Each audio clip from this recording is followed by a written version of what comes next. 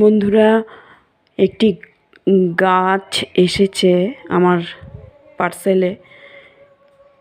তো সেই গাছটা হলো, না নামটা বলবো না, আপনারাই নাম বলবেন। আমি আনবক্সিং করছি গাছটা, একটু দেখুন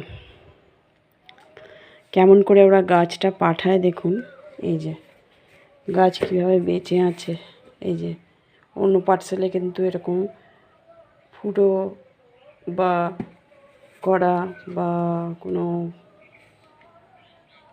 হোল থাকে না, পুরোটাই প্যাকড থাকে। কিন্তু এটা দেখুন হোল করা আছে,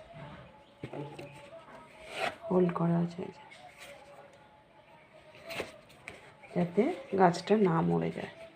ঠিক আছে, এবার আমি আনবক্সিং করছি।